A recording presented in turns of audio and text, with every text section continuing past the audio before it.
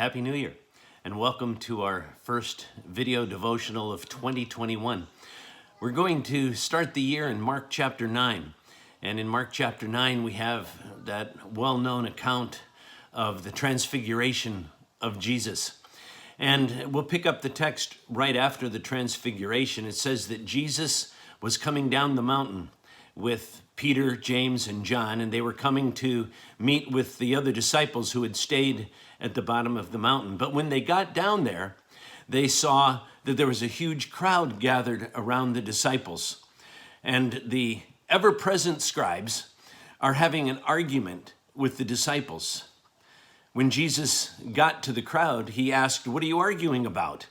And at that moment, a man cries out, "Lord, I brought my little boy to you because he's possessed of a demon." And what had happened was that the disciples had been unable to cast out the demon. And the father had come to get help. The disciples failed to deliver the boy, and the scribes wanted to have a debate about it.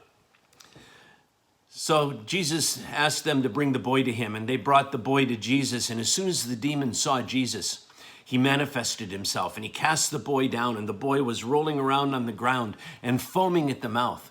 And Jesus turned to the father and said, "How long has this been going on?" And the father said, "Ever since he was a child." Desperate, the father says to Jesus, if you can do anything, have compassion on us and help us." And Jesus' response is very interesting. He says, "If you can, all things are possible for one who believes." And the father realized right away that he had revealed his lack of faith. He had faith in Jesus. He would never have brought his son to Jesus if he didn't believe that Jesus could cast out this demon. So he cries out to Jesus and says, "Lord, I believe. Help my unbelief." And Jesus speaks to the demon, casts the demon out of the little boy, and with one last evil action, the demon casts the boy down to the ground in convulsions, leaves the boy looking like a corpse on the ground. In fact, all of the people standing around watching thought surely that the boy was dead. That's when Jesus reached down and he took the boy by the hand and he raised him up, clean, clear, and healthy. Remember, Jesus had told the father that all things are possible for those who have faith. The poor father realized that he had little faith and doubts, and he begged Jesus to help him in his lack of faith. I wonder what could have been a better answer to prayer to this father than the casting out of this demon and the raising up of his boy. Jesus showed his love and Jesus showed his power and helped the man in his unbelief. My friends, all of us who are Christians have faith. We wouldn't be Christians if we didn't have faith. But we also must come to the realization that there remain doubt and unbelief in our lives. We put our faith and trust in Jesus. We take his hand and we seek to walk with him every day. But then circumstances change. Problems arise. Things that seem to be impossible for us. We don't see any way around them. We don't see any way that we can solve these problems. And we begin to doubt, and doubt rises up and creeps into our lives.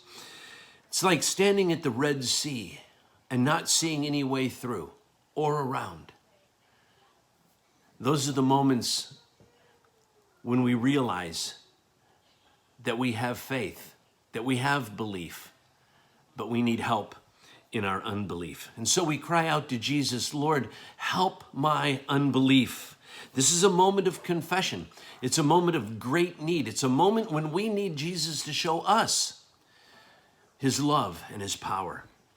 And just as Jesus helped the boy's father with his unbelief, so he will help us with our unbelief as well. We come to him, we cry out to him in prayer, Lord, help me in my unbelief. And we stay there in prayer. We wait there in prayer. And we wait for the Lord to speak to us. We wait for the Lord to encourage us. We wait for the Lord to comfort us. We continue to call upon him until we see that all things are possible for those who believe. You know, we can't make ourselves believe more. There is no act of our will that we can exercise that will increase our faith. That comes from the Lord. He will act on our behalf. He will help us in our unbelief. The Lord loves us. The Lord desires for us to have great faith and to walk with him in faith. He just wants us to come to him, confess our lack of faith, confess our unbelief, confess our doubts, and trust him to increase our faith. Thanks for joining.